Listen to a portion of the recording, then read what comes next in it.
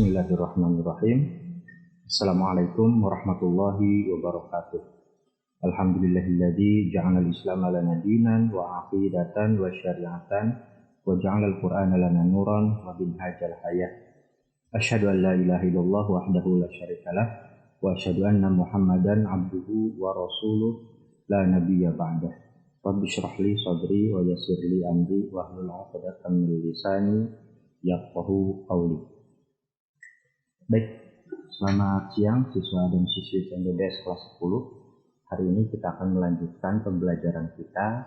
Walaupun masih dalam suasana daring, insya Allah kita tetap semangat. Dan sebelum kita memulai pelajaran, marilah kita berdoa. Mudah-mudahan ilmu yang kita pelajari ini akan menjadi ilmu yang bermanfaat di masa depan. Baik, ala hadihin niyah wa ala kulli niyatin sholihah. Al-Fatihah.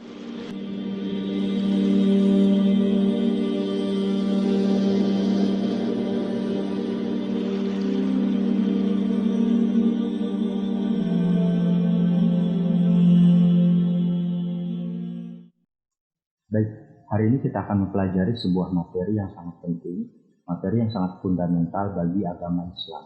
Karena materi ini mempelajari tentang hukum-hukum Islam. Nah, sebelum kita melanjutkan ke materi, alangkah baiknya kalian mengetahui tujuan-tujuan pembelajaran pada materi kali ini. Dan berikut adalah tujuan-tujuan pembelajarannya.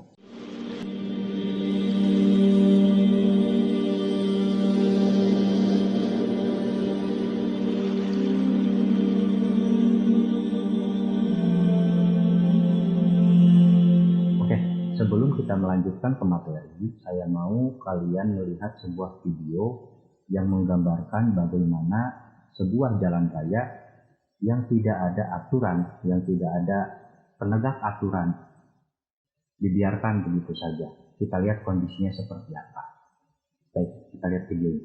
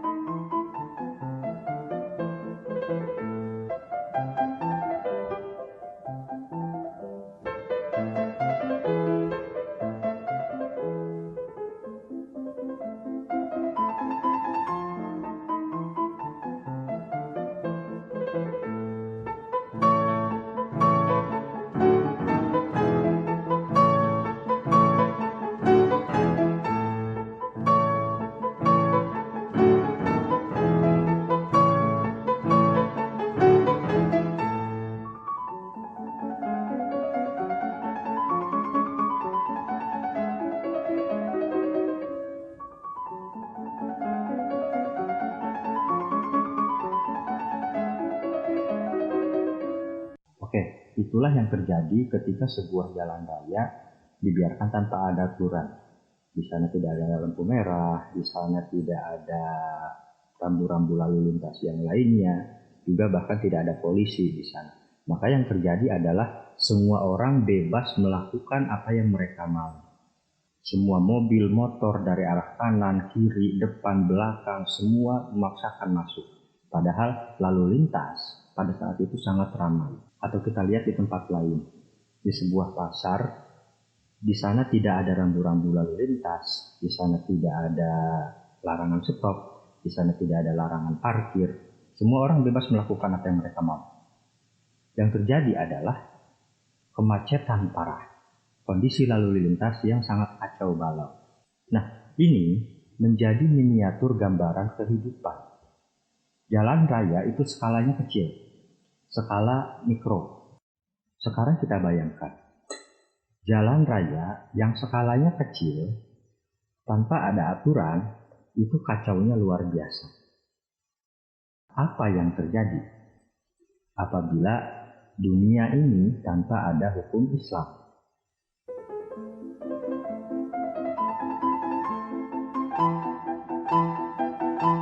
Oke, saya mau kalian semua berpendapat mengeluarkan pendapatnya dan tulis pendapat kalian di kolom komentar.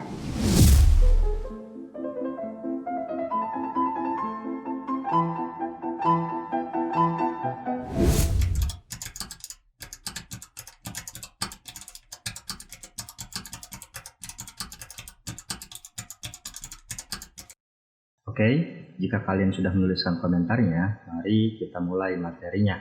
Bismillahirrahmanirrahim.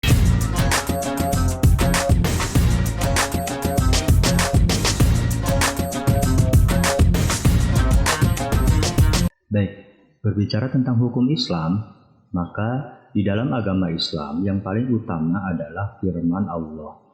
Di dalam hal ini, agama Islam mempunyai kitab suci yang berisi firman-firman Allah, yaitu Al-Quran. Maka sumber hukum Islam yang paling utama adalah Al-Quran. Inil hukmu illa lillah.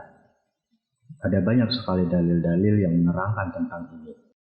Hanya saja, selain itu Allah Subhanahu wa Ta'ala memberikan mandat sekaligus memberikan wewenang kepada Nabi Muhammad SAW untuk menjelaskan Al-Quran, untuk menjelaskan firman-firman-Nya.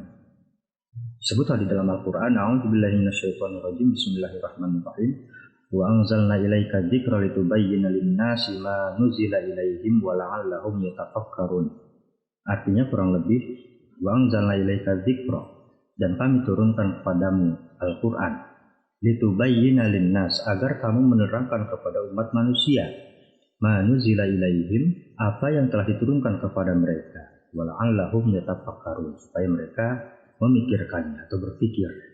Maka dapat disimpulkan bahwa sumber hukum yang kedua di dalam agama Islam adalah apa-apa yang berasal dari Nabi Muhammad SAW, baik berupa perkataan, perbuatan, atau ketetapannya. Nah, perkataan Nabi, perbuatan Nabi, ketetapan-ketetapan Nabi di dalam Islam disebut dengan al-hadits atau as-sunnah. Dan al-hadits atau as-sunnah ini menjadi sumber hukum kedua di dalam agama Islam. Nah, itulah dua hukum utama di dalam Islam. Selain dari dua hukum tadi, ada banyak perbedaan-perbedaan pendapat di kalangan para ulama tentang sumber hukum. Tetapi ada banyak sekali ulama yang menyebutkan bahwa ada sumber hukum ketiga.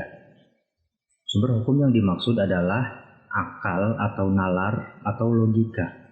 Tentunya akal pun harus disandarkan kepada Al-Quran dan hadis dan tidak boleh bertentangan dengan keduanya.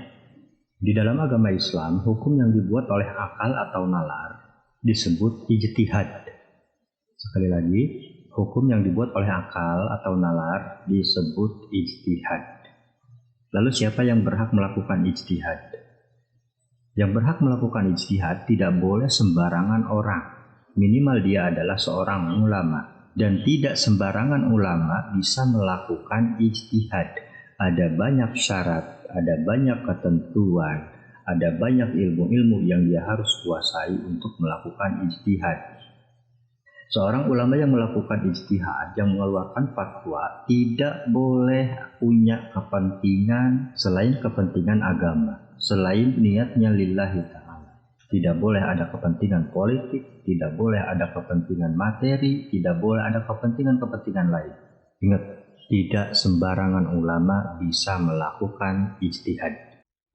Nah, ketiga sumber hukum yang saya sebutkan tadi, itu semuanya sudah disebutkan di dalam Al-Quran atau dalilnya jelas. Misal, salah satu dalilnya ada di dalam Quran surat An-Nisa ayat 59. A'udzubillahi minasyaitonirrajim, Bismillahirrahmanirrahim. Ya ayyuhalladzina amanu athi'ullaha wa athi'ur rasula wa ulil amri minkum. Fa in tanaza'tum fi syai'in farudduhu ila Allahi war rasul in kuntum tu'minuna billahi wal yawmil akhir. Dzalika khairu wa ahsanu ta'wila.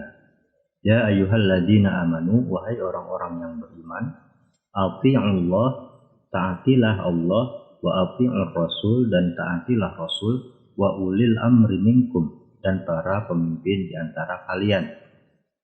Maka di dalam ayat ini dijelaskan bahwa ada 3 sumber yang harus kita taati. Yang pertama, Allah, taatilah Allah. Dan yang kedua adalah Rasul, taatilah Rasul, wa ulil amri minkum, dan para pemimpin.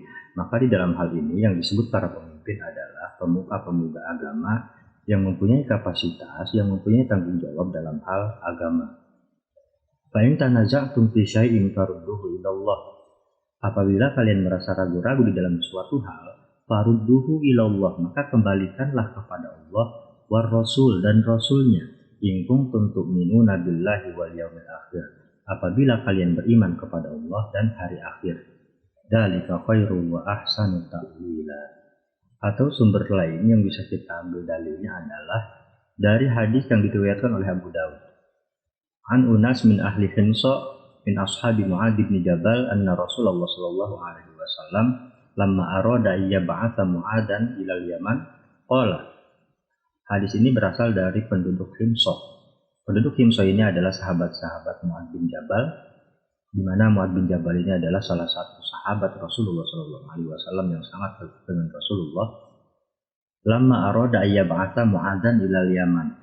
Ketika pada suatu hari Rasulullah SAW ingin mengutus Mu'adz ke Yaman. Rasulullah SAW bertanya kepada Mu'adz, "Kaifa taqdi idza urida laka qada?" Bagaimana engkau menghukum jika dihadapkan oleh sebuah keputusan? Qala aqdi bi kitabillah.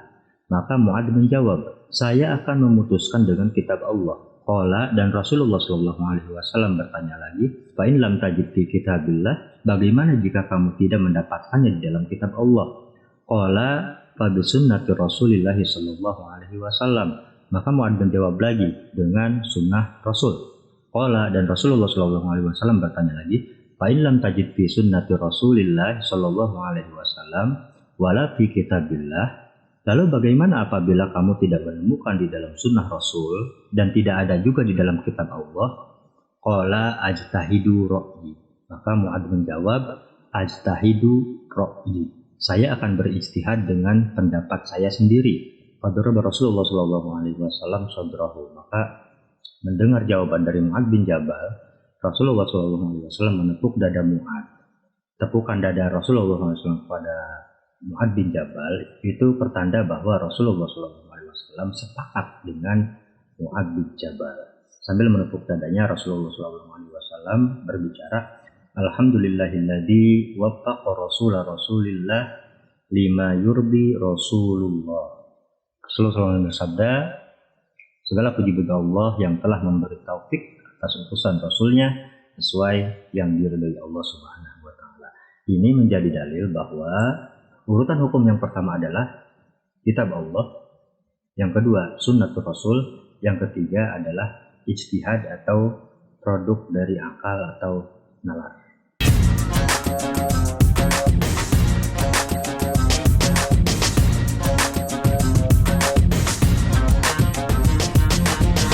Baik, sumber hukum yang pertama yang akan kita bahas adalah Al-Quran.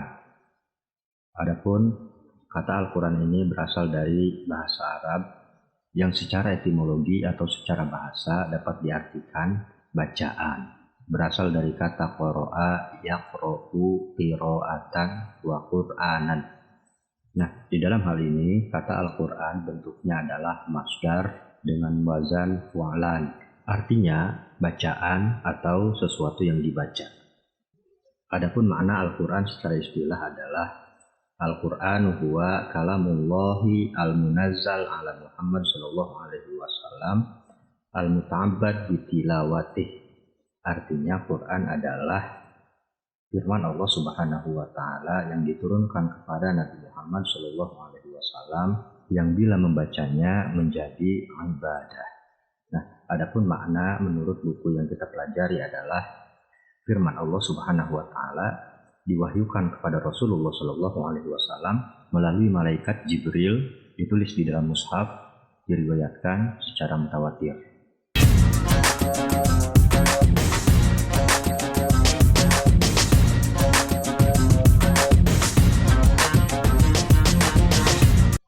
Baik, ada banyak sekali ya keistimewaan dari Al-Quran, tetapi pada kesempatan kali ini saya hanya akan menyampaikan beberapa hal saja, terutama yang ada di buku PAI. Karena memang buku PAI ini menjadi standar kurikulum kita, dan itu yang harus kita kuasai. Keistimewaan yang pertama adalah bahwa Al-Quran merupakan wahyu Allah Subhanahu wa Ta'ala.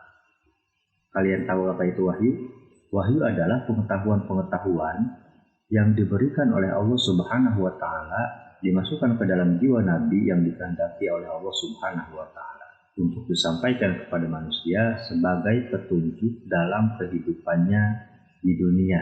Nah, Al-Quran ini merupakan wahyu dari Allah Subhanahu wa Ta'ala yang diturunkan kepada Nabi Muhammad SAW. Ada banyak dalil Al-Quran yang menyatakan tentang ini. Misal di surat An-Najm ayat 3 sampai 4. A'udzu billahi minasyaitonir rajim. Bismillahirrahmanirrahim.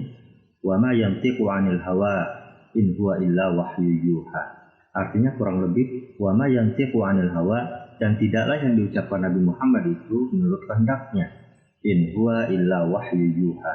Akan tetapi ia adalah wahyu yang diturunkan kepadanya. Dalam proses penerimaan wahyu, ada banyak cara Allah menurunkan wahyunya pada Nabi Muhammad SAW. Misal, ada wahyu yang turun dengan cuma suara gemerincing. Cara yang lain adalah Jibril datang kepada Nabi Muhammad menjelma sebagai manusia, atau malaikat Jibril juga pernah memperlihatkan bentuk aslinya. Atau yang lebih istimewa lagi, Allah pernah berbicara langsung kepada Nabi Muhammad di balik tabir. Itu keistimewaan yang pertama.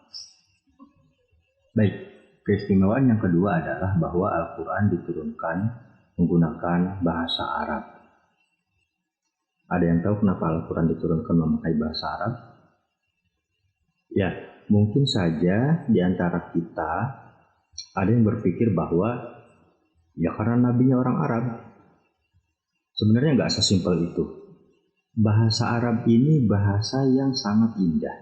Bahasa Arab ini sangat kaya akan kosakata, sangat kaya akan gaya-gaya bahasa metafor-metafor. Dengan begitu, bahasa Arab bisa menampung pesan-pesan dari wahyu Allah Subhanahu wa Ta'ala yang disampaikan kepada manusia. Selain itu, menurut para pakar bahasa, bahasa Arab ini adalah bahasa yang abadi, artinya tidak punah. Karena bahasa-bahasa lain banyak mengalami perubahan. Bahasa Inggris contohnya. Bahasa Inggris di masa lalu dan sekarang itu berbeda, atau tidak usah jauh-jauh. Bahasa nenek moyang kita dulu adalah bahasa Sanskerta. Sekarang bahasa Sanskerta sudah tidak ada. Atau yang lebih dekat deh, di Banten pada zaman dahulu mereka menggunakan bahasa yang halus yang dikenal dengan Babasan. Nah, di zaman sekarang sangat jarang anak-anak muda yang menggunakan Babasan dalam kehidupan sehari-hari. Bahkan bisa dibilang sangat langka untuk zaman sekarang. Sedangkan bahasa Arab itu bahkan sudah ada dari semenjak Nabi Adam diciptakan. Karena ada beberapa dalil yang mengatakan bahwa bahasa penduduk surga itu adalah bahasa Arab. Dan sampai sekarang bahasa Arab masih eksis dan tidak ada perubahan. Itulah beberapa hal yang membuat bahasa Arab istimewa. Sebenarnya ada banyak lagi hal-hal yang membuat bahasa Arab istimewa. Tetapi kalau kita bahas di sini, tentu akan memakan waktu yang lebih panjang lagi. Adapun dalil yang menerangkan tentang ini adalah surat Asy-Syura ayat 7. A'udzubillahi minasyaitonir rajim. Bismillahirrahmanirrahim. Wa kadzalika auhayna Qur'anan 'arabiyyan litundhira ummal qura wa man haulaha wa tundhira yaumal jam'i la raiba fihi. Fariqun fil jannah wa fariqun fis sa'ir. Wa kadzalika auhayna Qur'anan 'arabiyya, dan demikianlah kami wahyukan Al-Qur'an kepadamu dalam bahasa Arab. Litundhira ummal qura wa man haulaha, agar engkau memberi peringatan kepada penduduk kota Mekah dan negeri-negeri di sekelilingnya.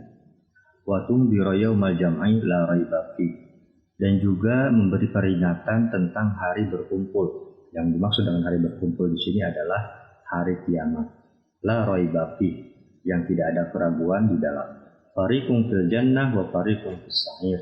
Sebagian dari mereka ada yang masuk surga dan sebagian lagi ada yang masuk neraka. Itulah salah satu dalil yang menerangkan bahwa Al-Quran diturunkan dengan menggunakan bahasa Arab.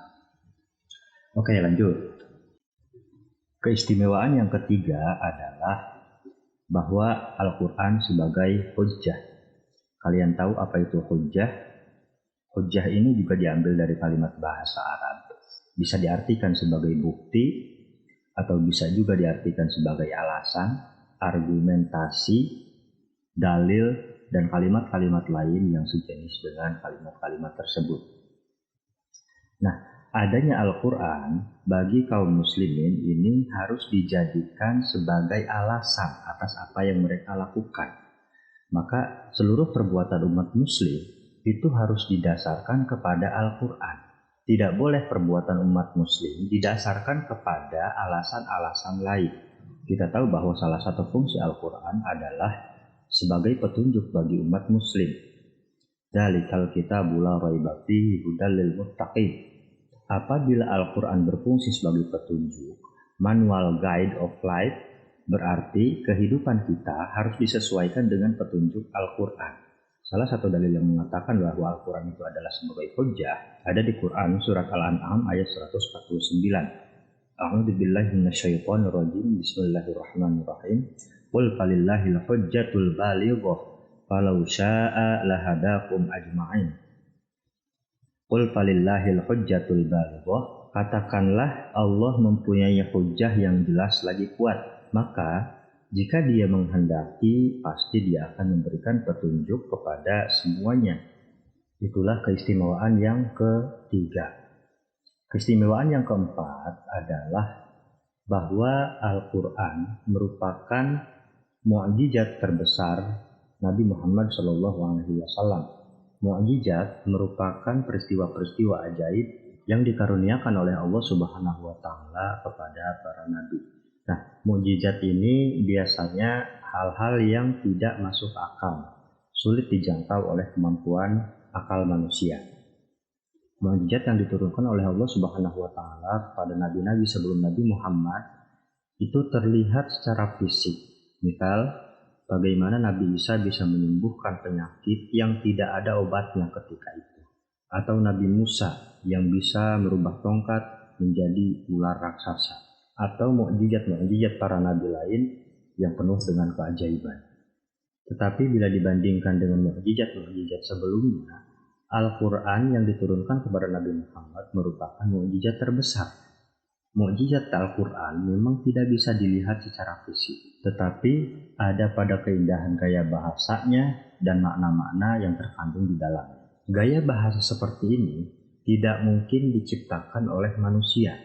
Ada banyak manusia-manusia yang mencoba meniru Al-Quran, tetapi alih-alih menandingi Al-Quran, jatuhnya malah menjadi syair-syair lucu yang tidak masuk akal. Maka tidak heran kalau pada zaman Nabi Muhammad SAW berdakwah, orang-orang Arab ketika itu menyebut Al-Quran sebagai sihir, karena memang tidak ada satupun manusia yang bisa membuat syair seindah syair Al-Quran. Diterangkan di dalam Al-Quran, A'udzubillahi minasyaitonirrajim. Bismillahirrahmanirrahim. Qala in hadza illa sihru yu'thar. In hadza illa qaulul bashar. Qala, lalu ia berkata, ya di sini kembali ke Al-Walid bin Mughirah. Al-Walid ini adalah seorang tokoh kafir Quraisy yang sangat menentang Nabi Muhammad, sekaligus menentang kebenaran Al-Quran. Ia mengatakan bahwa in hadza illa sihru yu'thar. Ini hanyalah sihir yang bisa dipelajari. In hadza illa qaulul bashar. Ini hanyalah perkataan manusia biasa. Orang-orang yang mempunyai kelembutan rasa dan mengerti bahasa, mereka akan menyebutkan bahwa Al-Quran ini adalah bahasa terindah. Masih banyak sebenarnya mukjizat-mukjizat lain yang terkandung di dalam Al-Quran, tetapi cukup dari sudut pandang itu saja yang kita pelajari di kesempatan kali ini. Itulah beberapa keistimewaan Al-Quran berdasarkan buku PAI untuk kelas 10.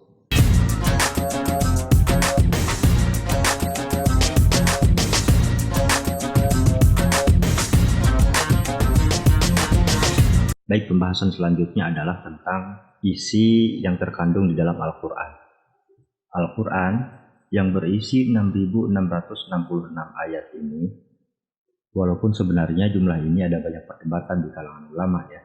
Ada yang mengatakan hanya 6.000, ada juga yang mengatakan 6.236, dan banyak pendapat-pendapat lain. Tapi yang umum kita dengar dan beredar di masyarakat adalah 6.666 ayat. Nah, dari sekian ayat ini berisi beberapa inti ajaran. Dan pada kesempatan kali ini, saya hanya akan memaparkan 5 inti ajaran yang terkandung di dalam Al-Quran. Referensi jumlah ini adalah buku PAI yang kita pelajari di kelas 10. Inti ajaran yang pertama adalah bahwa Al-Quran mengandung ajaran akidah atau tauhid. Akidah berarti keyakinan atau keimanan. Nah, di dalam Islam, inti pokok ajaran akidah adalah tauhid, yang berarti mengesahkan Allah Subhanahu wa Ta'ala. Dalam hal ini, ada banyak ayat-ayat Al-Quran yang menerangkan tentang ini. Contohnya adalah apa yang terkandung di dalam surat Al-Ikhlas misalnya. A'udzubillahi minasyaitonirrajim. Bismillahirrahmanirrahim. Qul huwallahu ahad. Ayat itu menerangkan tentang keesaan Allah. Sebagai Tuhan, Allah adalah Tuhan yang Maha Esa. Tidak ada Tuhan lain selain Allah. Dan ada banyak lagi ayat-ayat yang menyinggung masalah akidah. Nanti silahkan kalian cari contoh-contoh ayat yang lain yang menerangkan tentang akidah. Baik, isi kandungan Al-Quran yang kedua adalah bahwa Al-Quran berisi tentang ajaran-ajaran ibadah dan muamalah. Ibadah berarti menyembah Allah Subhanahu wa Ta'ala, mengabdi sepenuhnya kepada Allah Subhanahu wa Ta'ala. Sedangkan muamalah bisa diartikan sebagai pergaulan atau interaksi sosial antara manusia dengan manusia. Nah, di dalam Al-Quran ada banyak sekali ayat-ayat yang bercerita tentang ibadah dan muamalah. Misalnya surat Al-Kafirun. A'udzubillahi minasyaitonirrajim. Bismillahirrahmanirrahim. Qul ya ayyuhal kafirun la a'budu ma ta'budun. Yang artinya, katakanlah wahai orang-orang kafir, aku tidak menyembah apa yang kalian sembah. Atau ayat Al-Quran yang membahas tentang muamalah, contohnya di surat Al-Ma'un misalnya. A'udzubillahi minasyaitonirrajim. Bismillahirrahmanirrahim. Ara'aital ladzi yukadzibu bid-din fadzalikal ladzi yad'ul yatim. Ara'aital ladzi yukadzibu bid-din, tahukah kamu orang yang mendustakan agama? Fadzalikal ladzi yad'ul yatim. Mereka itu adalah orang-orang yang menghardik anak yatim. Yang ketiga, isi kandungan di dalam Al-Quran adalah peringatan. Peringatan ini bisa berupa kabar gembira atau ancaman. Ada banyak sekali di dalam Al-Quran ayat-ayat yang berisi ancaman. Contohnya bisa kita lihat di surat Al-Humazah misalnya. A'udzubillahi minasyaitonirrajim. Bismillahirrahmanirrahim. Wailul likulli humazatil lumazah. Artinya, celakalah bagi setiap pengumpat dan pencela. Selain ancaman, ada juga ayat-ayat yang bercerita tentang kabar-kabar gembira. Misal di surat An-Nasr misalnya. Idza jaa nasrullahi wal fath, apabila telah datang pertolongan Allah dan kemenangan. Wa ra'aitan nasa yadkhuluna fi dinillahi afwaja, dan engkau melihat manusia berbondong-bondong masuk agama Allah. Selanjutnya di dalam isi Al-Quran adalah bahwa di dalam Al-Quran juga terdapat hukum-hukum yang mengatur kehidupan manusia. Ada banyak sekali contoh-contoh ayat Al-Quran yang mengatur hukum-hukum kehidupan manusia untuk kebahagiaan di akhirat. Hukum tentang puasa misalnya. A'udzubillahi minasyaitonirrajim. Bismillahirrahmanirrahim. Ya ayyuhalladzina amanu kutiba alaikumusiyam. Hai orang-orang yang beriman, diwajibkan atas kamu berpuasa. Dan ada banyak lagi ayat-ayat yang berbicara tentang hukum. Dan yang kelima, Al-Quran juga berisi tentang kisah-kisah. Bahkan mayoritas isi Al-Quran itu isinya kisah-kisah. Misalnya di surat Al-Fil misalnya. A'udzubillahi minasyaitonirrajim. Bismillahirrahmanirrahim. Alam tara kaifa fa'ala rabbuka bi ashabil fil. Tidakkah engkau tahu, perhatikan bagaimana Tuhanmu bertindak terhadap pasukan bergajah. Alam yaj'al kaidahum fi tadlil. Bukankah dia telah menjadikan tipu daya mereka itu sia-sia? Wa arsala alaihim tayran ababil. Dan Allah mengirimkan kepada mereka burung ababil. Tarmihim bihijaratin min sijil. Burung-burung itu melempari mereka dengan batu dari tanah liat yang dibakar oleh api neraka. Itu adalah salah satu contoh ayat yang berisi tentang kisah-kisah. Dan ada banyak lagi ayat-ayat yang lainnya. Oke, itulah beberapa isi kandungan yang terdapat di dalam Al-Quran.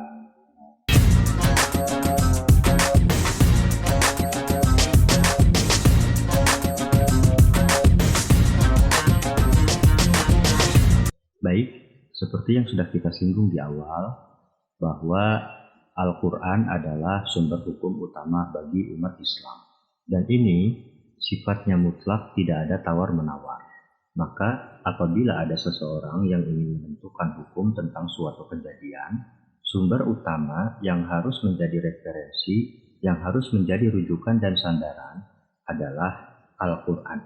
Dan Allah sudah menegaskan tentang hal ini. A'udzu billahi minasyaitonir rajim. Bismillahirrahmanirrahim. Inil hukmu illa lillah yaqussul haqqa wa huwa khairul fasilin. Inil hukmu illa lillah. Menetapkan hukum itu adalah hak Allah Subhanahu wa taala. Yaqussul haq, dia menerangkan yang sebenar-benarnya, wa huwa khairul fasilin. Dan dia, kata Allah Subhanahu wa taala, adalah pemberi keputusan yang paling baik. Atau di dalam ayat yang lebih jelas, A'udzubillahi minasyaitonirrajim. Bismillahirrahmanirrahim. Inna anzalna ilaikal kitaba bil haqq litahkuma bainan nasi bima araka. Inna anzalna ilaikal kitaba bil haqq. Sesungguhnya kami telah menurunkan kitab.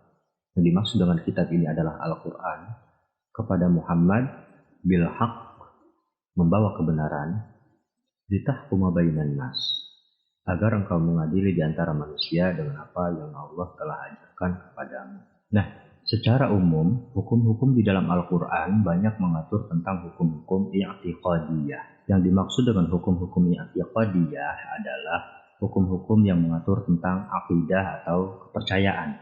Selain itu juga, Al-Quran juga banyak mengatur tentang hukum-hukum khuluqiyah. Yang dimaksud dengan hukum khuluqiyah adalah hukum-hukum yang mengatur tentang akhlak dan budi pekerti manusia. Bahkan salah satu tujuan Allah mengutus Rasulullah SAW ke dunia adalah untuk menyempurnakan akhlak. Innama bu'itsu liutammima makarimal akhlak. Selain itu juga, Al-Quran juga banyak mengatur tentang hukum-hukum syar'iyah atau hukum-hukum yang berkaitan dengan syariah. Nah, Al-Quran ini menurut beberapa kisah diturunkan berangsur-angsur selama 22 tahun, 2 bulan, 22 hari. Sebagai sumber hukum, Al-Quran juga berlaku secara bertahap. Tidak langsung larang ini itu atau mewajibkan ini itu, tetapi ada tahapan-tahapan yang disesuaikan dengan kondisi masyarakat Arab ketika itu. Contoh, minuman keras pada zaman dakwah Nabi Muhammad SAW adalah kebiasaan orang-orang Arab. Nah, Al-Quran sebagai hukum tidak langsung mengharamkan minuman keras, tetapi ada proses-proses yang disesuaikan dengan kondisi. Misal, pada tahap pertama, Al-Quran hanya menggambarkan bagaimana khamar itu sangat berbahaya. A'udzubillahi minasyaitonirrajim. Bismillahirrahmanirrahim. Yas'alunaka 'anil khamri wal maisir. Mereka menanyakan kepada Muhammad anil khamri wal maisir, tentang khamr dan judi. Qul fihima itsmun kabir wa manafi'u linnas. Katakanlah kepada mereka bahwa pada keduanya atau pada minuman keras dan judi terdapat dosa besar. Selain dosa besar, ada juga manfaatnya bagi manusia. Nah, selain menggambarkan bahwa minuman keras dan judi ini terdapat dosa besar, Al-Quran juga menggambarkan memang ada manfaatnya. Lalu di akhir, Al-Quran menegaskan, wa itsmuha akbaru min naf'iha, dan dosanya lebih besar daripada manfaatnya. Selanjutnya di fase kedua, mulai ada larangan. Misal di dalam Al-Quran diterangkan, A'udzubillahi minasyaitonirrajim. Bismillahirrahmanirrahim. Ya ayyuhalladzina amanu la taqrabus sholata wa antum sukara. Di sini mulai ada pelarangan. Wahai orang-orang yang beriman, janganlah kamu mendekati sholat ketika kamu dalam keadaan mabuk. Nah, kemudian setelah orang-orang Arab mayoritas menjadi Muslim dan kondisi sudah mulai kondusif, maka baru turun pengharaman. A'udzubillahi minasyaitonirrajim. Bismillahirrahmanirrahim. Ya ayyuhalladzina amanu innamal khamru wal maisiru wal ansabu wal azlam rijsum min amali syaitan fajtanibuhu la'allakum tuflihun. Nah, itulah bagaimana Al-Quran berproses menjadi sumber hukum.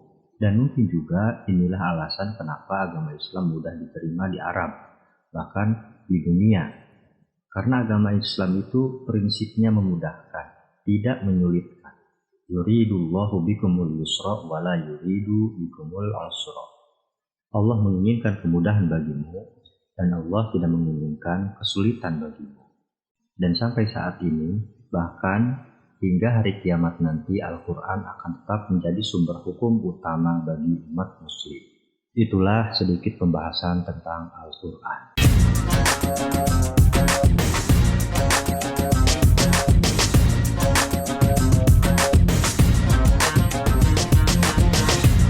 Baik, seperti yang sudah saya singgung di awal, bahwa sumber hukum yang kedua bagi umat muslim adalah al-hadis. Hampir semua ulama sepakat bahwa al-hadis adalah sumber hukum yang kedua bagi umat muslim. Kita tidak bisa mengambil hukum langsung dari Al-Quran, karena bahasa-bahasa di dalam Al-Quran banyak yang memerlukan penafsiran-penafsiran, perincian-perincian, dan detail-detail yang harus diterangkan. Sebagai salah satu contoh misalnya, perintah sholat. Bahasa di dalam Al-Quran, aqimus sholah. Bagaimana kita bisa memahami cara sholat tanpa mengecek dari penafsiran-penafsiran hadis? Maka dalam hal ini hadis menjelaskan detail-detail dan rincian-rincian. Dan ada banyak lagi ayat-ayat yang memerlukan penafsiran-penafsiran, penjelasan-penjelasan dari hadis. Maka jelaslah bahwa hadis menjadi sumber hukum kedua dalam agama Islam.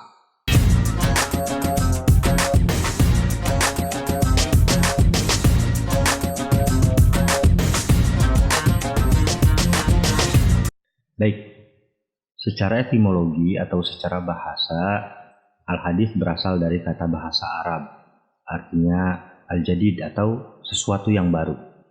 Adapun secara terminologi Islam atau secara istilah, al-hadis dimaknai segala sesuatu yang bersumber dari Rasulullah SAW, baik berupa perkataan atau perbuatan atau ketetapan atau sifat-sifat Rasulullah. Selain hadis, ada juga beberapa istilah yang dinisbatkan kepada Rasulullah SAW. Misalnya ada al-khobar atau ada juga as-sunnah, dan semuanya bersumber dari Rasulullah SAW. Saya tidak akan menjelaskan ini lebih detail di video kali ini. Kalian bisa mencarinya di literatur-literatur lain, bisa dari buku-buku atau kitab-kitab mustalahul hadis. Zaman sekarang sudah banyak sekali kitab-kitab mustalahul hadis yang sudah diterjemahkan ke dalam bahasa Indonesia. Silakan kalian kembangkan pengetahuan-pengetahuan kalian tentang ilmu mustalahul hadis.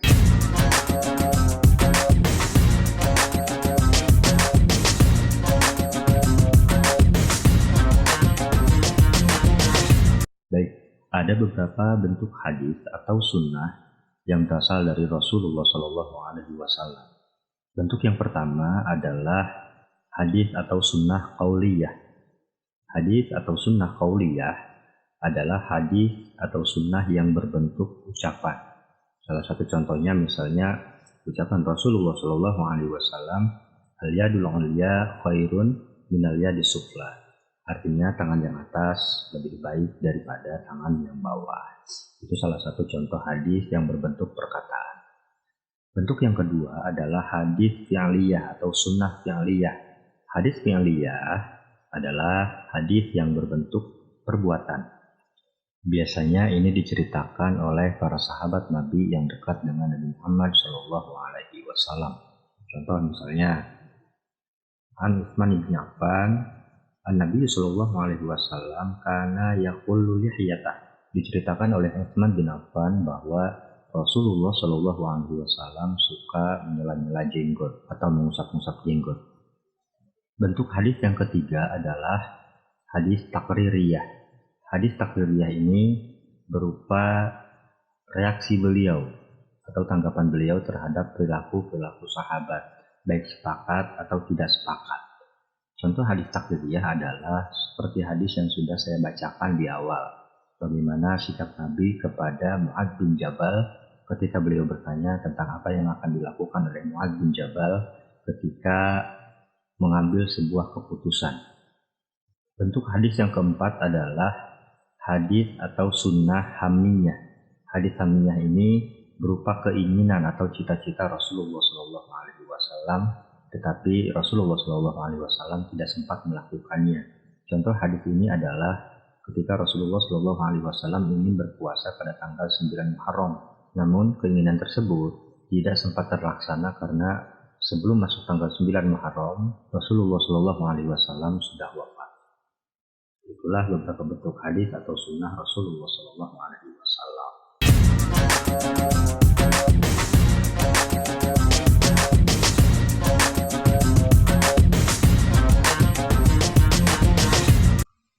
Baik, bahasan kita selanjutnya adalah pembagian hadis atau klasifikasi hadis. Sebenarnya kalau kita merujuk kepada buku-buku mustalahul hadis, pembagian atau klasifikasi hadis ini nggak sesimpel seperti yang ditulis di buku PAI yang kita pelajari sekarang ya. Dan di sini saya hanya membatasi apa yang harus kita pelajari, tapi pembahasan-pembahasannya kita ambil dari referensi-referensi lain. Sekaligus pada kesempatan kali ini pembahasannya dan klasifikasi-klasifikasinya kita sesuaikan dengan kitab-kitab mustalahul hadis. Baik, pembagian klasifikasi hadis itu tergantung dari angle mana sudut pandangnya. Karena hadis ini bisa ditinjau dari diterima atau ditolaknya, bisa ditinjau dari banyaknya perawi, bisa juga ditinjau dari segi sandarannya atau sumbernya, dan lain-lain. Tetapi pada kesempatan kali ini, kita hanya akan membahas klasifikasi hadis dari sisi banyaknya perawi. Maka dalam hal ini, klasifikasi hadis dibagi menjadi dua, yaitu hadis mutawatir dan hadis ahad. Yang dimaksud dengan hadis mutawatir adalah hadis yang diriwayatkan oleh beberapa orang dari beberapa sanad. Dalam hal ini, para ulama berbeda pendapat tentang jumlah sanad yang harus ada pada setiap kelompoknya atau pada setiap tingkatannya. Ada yang mengatakan 20, ada juga yang mengatakan 40 orang pada tiap lapisan sanad. Adapun hadis ahad juga diriwayatkan oleh banyak orang dari tiap sanadnya. Hanya saja tidak mencapai level mutawatir. Simpelnya gini, hadis mutawatir itu hadis viral, banyak orang yang tahu. Sedangkan hadis ahad enggak viral, tapi eksis. Begitulah kira-kira. Nah, kalau mau dirunut lagi, sebenarnya hadis ahad juga ada banyak turunannya. Ada pembagian-pembagiannya lagi. Tapi di buku PAI ini tidak dibahas, berarti kita tidak perlu membahasnya. Jika kalian ingin mempelajari lebih dalam lagi, silahkan cari literatur-literatur lain, terutama di kitab-kitab mustalahul hadis. Oke, lanjut. Selanjutnya adalah klasifikasi hadis berdasarkan keasliannya. Pada sudut pandang ini, hadis dibagi menjadi 4. Yang pertama adalah hadis sahih, yang kedua adalah hadis hasan, yang ketiga adalah hadis dhaif, yang keempat adalah hadis maudhu. Yang pertama adalah hadis sahih. Sebuah hadis dikatakan hadis sahih apabila memenuhi beberapa persyaratan. Yang bersambung dari yang meriwayatkan sampai ke Rasulullah SAW. Tidak terdapat missing link di sana. Selanjutnya adalah adalatur ruwah. Adalatur ruwah ini adalah keadilan sang rawi atau yang meriwayatkan. Selain itu juga dhabtur rawi, kedobitan sang perawi. Selanjutnya ada musyad, tidak ada syad. Syad ini adalah kejanggalan. Selanjutnya juga ada mulillah. Ada mulillah, tidak ada illah atau penyakit. Tingkatan yang kedua adalah hadis hasan. Tingkatan hadis hasan ini hampir sama dengan hadis sahih. Hanya saja ada masalah terutama di dhabtur ruwah, artinya kedobitan para rawi. Jadi dalam hal ini hadis hasan ini diriwayatkan oleh seorang perawi yang hafalannya kurang kuat. Selain itu, hadis hasan tidak ada masalah, tidak ada syadz dalam matanya, dan tidak ada illah atau penyakit. Baik, tingkatan selanjutnya adalah hadis dhaif atau hadis lemah. Hadis dhaif ini biasanya ada masalah, baik dari sanadnya, artinya sanadnya tidak bersambung, bisa juga dari perawinya, dia tidak adil, dia tidak istiqomah, atau bisa juga ingatannya kurang kuat, atau bisa juga disebabkan oleh matanya atau redaksinya. Di sana terdapat syadz atau kejanggalan, atau bisa juga terdapat illah. Itulah hadis dhaif. Tingkatan yang keempat adalah hadis maudhu'. Kalau hadis maudhu' ini artinya hadis palsu. Sebuah hadis biasanya dikatakan palsu karena dalam periwayatannya dijumpai oleh orang-orang yang suka bohong atau pendusta. Maka biasanya sebuah hadis kalau sudah diriwayatkan oleh pembohong atau pendusta, fix dia palsu. Itulah beberapa tingkatan hadis berdasarkan originalitasnya atau keasliannya.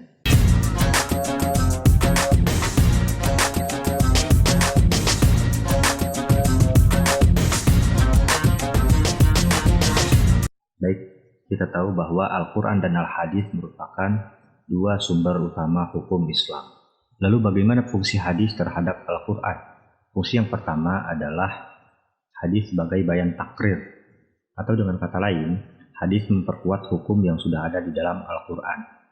Contoh, hukum berdusta sudah ada di dalam Al-Quran. Misal di surat Al-Hajj. A'udzubillahi minasyaitonirrajim. Bismillahirrahmanirrahim. Wajtanibu qaulaz zur. Nah, hadis dalam hal ini kemudian menegaskan tentang hukum berdusta. Misal salah satu contoh hadisnya adalah apa yang diriwayatkan oleh Abdurrahman bin Abu Bakar.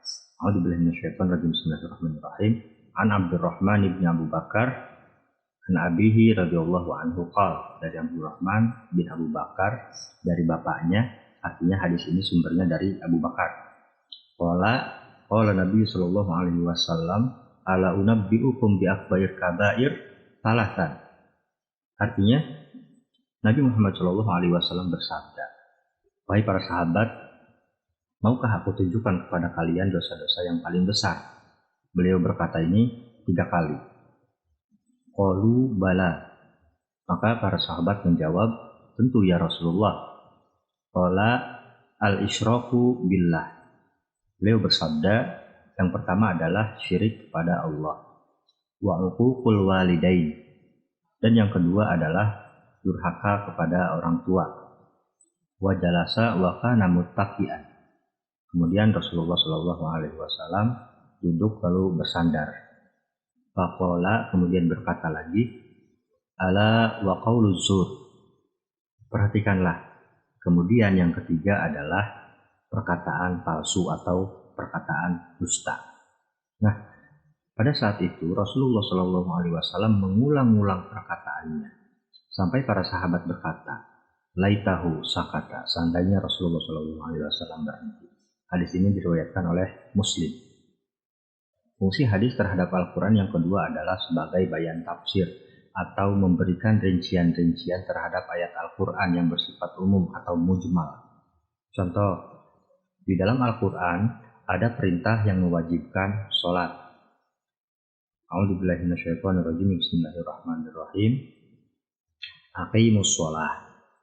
Nah, di dalam hal ini hadis memberikan rincian bagaimana cara sholat, karena Al-Quran tidak menjelaskan. Sebagaimana dikatakan Rasulullah Shallallahu alaihi wasallam, "Shollu kama ra'aitumuni usolli." Salatlah sebagaimana aku salat. Maka kemudian Rasulullah Shallallahu alaihi wasallam mempraktekkan cara salat. Kemudian para sahabat melihat Rasulullah Shallallahu alaihi wasallam salat, kemudian mengikuti beliau. Itu fungsi yang kedua, yaitu memberikan rincian-rincian terhadap perintah yang terdapat di dalam Al-Quran. Fungsi yang ketiga adalah bahwa hadis sebagai bayan tasyri' atau menetapkan hukum yang tidak ada di dalam Al-Quran. Contoh misalnya, di dalam Al-Quran tidak ada hukum yang menerangkan tentang hukum seorang wanita dinikahi secara bersamaan dengan bibinya, artinya dimadu dengan bibinya. Maka dalam hal ini, hadis menetapkan hukum baru tentang hukumnya. Seperti sabda Rasulullah SAW, la yujma'u bainal mar'ati wa ammatiha wa la bainal mar'ati wa khalatiha.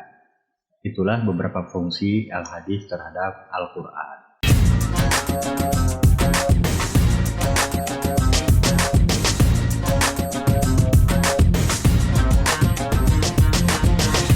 Baik, hukum yang ketiga yang akan kita bahas adalah ijtihad.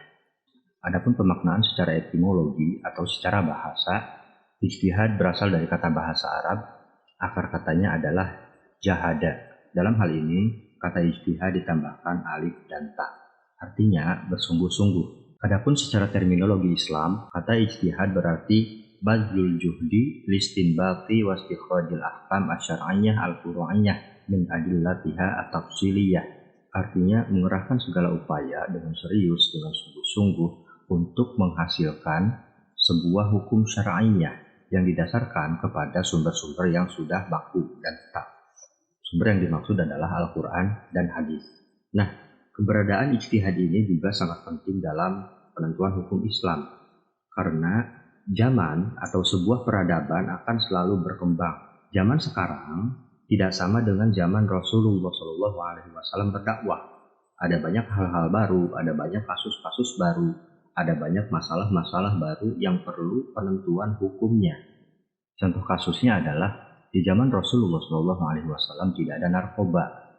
Nah, seiring perkembangan zaman muncullah narkoba, maka di dalam hal ini yang berhak menentukan hukumnya adalah ijtihad.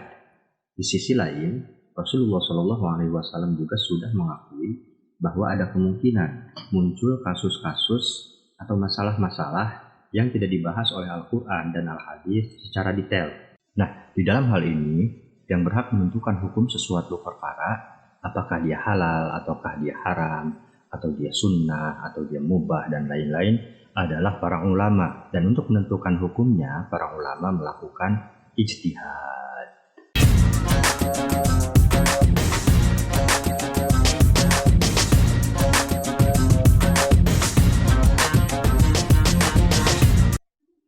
Baik, seperti yang sudah saya singgung di awal bahwa tidak sembarangan ulama bisa melakukan ijtihad. Untuk melakukan ijtihad, kriterianya tinggi, standarnya tinggi. Ada banyak syarat, ada banyak ketentuan, ada banyak ilmu-ilmu yang harus dikuasai. Yang boleh melakukan ijtihad bukan ulama ecek-ecek, bukan juga ulama-ulama yang berbicaranya ngasal, dan bukan juga ulama yang punya kepentingan-kepentingan politik. Dan berikut adalah beberapa syarat yang harus dimiliki oleh seorang ulama yang berhak melakukan ijtihad.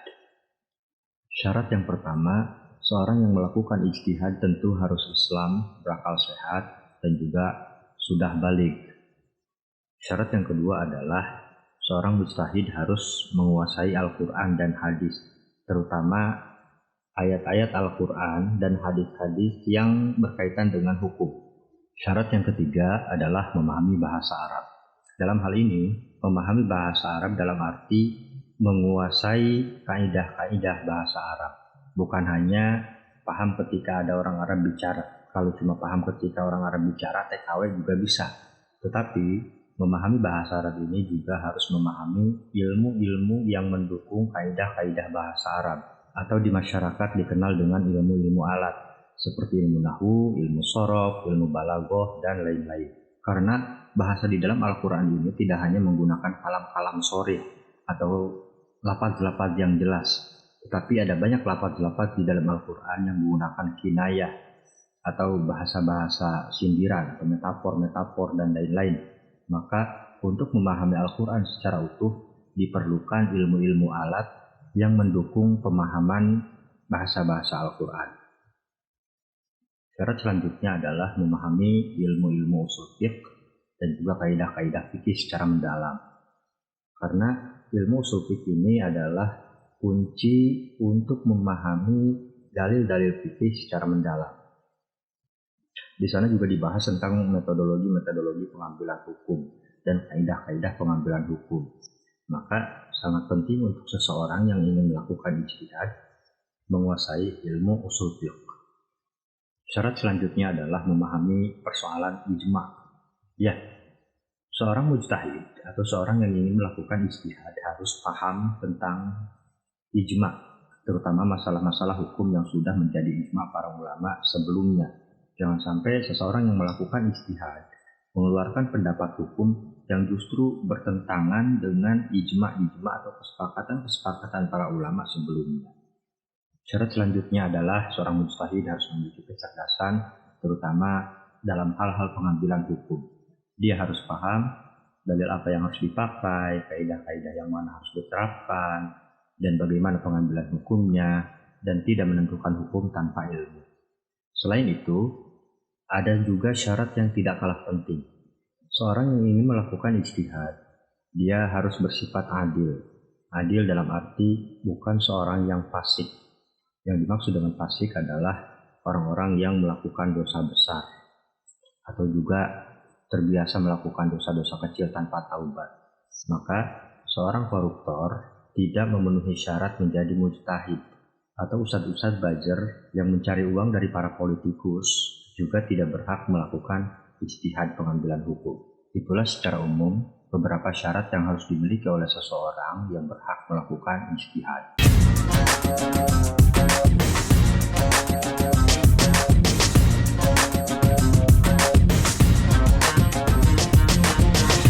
Baik, selanjutnya yang akan kita bahas adalah fungsi ijtihad. Ya, fungsi utama ijtihad adalah menentukan hukum atas suatu perkara yang tidak ada di zaman Rasulullah SAW. Dan tentunya patokannya harus jelas, yaitu Al-Quran dan Al-Hadis. Salah satu contoh produk ijtihad adalah misalnya hukum bayi tabung. Ya, di zaman Rasulullah SAW tidak ada bayi tabung, maka otomatis hukum bayi tabung tidak ada di dalam Al-Quran dan Hadis. Dalam hal ini, yang menentukan hukumnya adalah para ulama, dan di Indonesia sendiri hukum bayi tabung dikatakan mubah. Hal ini sesuai dengan ijtihad Majelis Ulama Indonesia atau MUI. Selain itu, Nahdlatul Ulama juga dengan Bahsul Masailnya mengatakan bahwa hukum bayi tabung adalah mubah. Dan Muhammadiyah dengan Majelis Tarjih dan Tajdidnya juga mengatakan hal yang sama, selama bayi tabung ditanam di dalam rahim istri yang sah.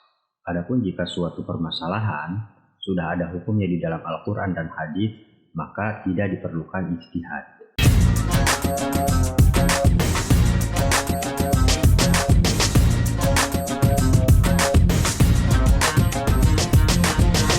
Baik, selanjutnya yang akan kita bahas adalah bentuk-bentuk ijtihad. Sebenarnya ada banyak bentuk-bentuk ijtihad, namun yang paling sering kita dengar adalah ada dua, yaitu ijma' dan qiyas. Oke, kita bahas dua dulu. Ijma'. Apa itu ijma'? Ijma' adalah kesepakatan para ulama mujtahid dalam memutuskan suatu masalah. Salah satu contoh ijma' adalah pembukuan Al-Quran. Kita tahu bahwa pada zaman Rasulullah SAW, Al-Quran tidak dibukukan. Baru pada zaman sahabat, Al-Quran dibukukan. Dan itu adalah salah satu contoh ijma', artinya kesepakatan para sahabat ketika itu. Bentuk yang kedua adalah qiyas. Qiyas adalah membandingkan, artinya membandingkan suatu masalah yang serupa, polanya sama, tapi tidak ada hukumnya di dalam Al-Quran dan Hadis. Lalu kemudian kasus tersebut atau masalah tersebut dibandingkan dengan sebuah masalah yang sudah ada hukumnya di dalam Al-Quran. Contoh misalnya, narkoba itu tidak ada di zaman Rasulullah, maka otomatis di dalam Al-Quran dan Hadis tidak ada hukumnya. Lalu kemudian karena narkoba ini sama jenisnya dengan khamr atau arak, maka cara pengambilan hukumnya pun diambil dalil dari pengharaman khamr atau arak. Itulah kira-kira pola qiyas. Sebenarnya ada banyak lagi jenis-jenis ijtihad ya, seperti maslahah mursalah, saddu dzari'ah, istishab, murab, istihsan. Tapi kita tidak akan membahas itu pada kesempatan kali ini.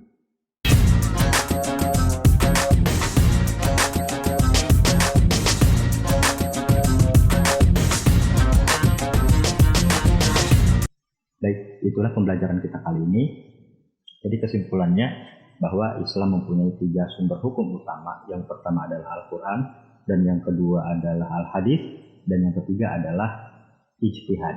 Dan ketiga hukum tersebut dalam Islam adalah legal karena diperkuat oleh Al-Quran dan juga Al-Hadis. Oke, itulah pembelajaran kita kali ini. Saya harap dengan mempelajari ini, semakin membuka keingintahuan kalian, sehingga kalian mencari referensi-referensi lain, literatur-literatur lain di buku-buku yang berkaitan dengan materi yang kita pelajari. Hari ini kita cukupkan sampai di sini. Wallahu a'lam bishawab. Billahi taufiq wal hidayah. Wassalamualaikum warahmatullahi wabarakatuh.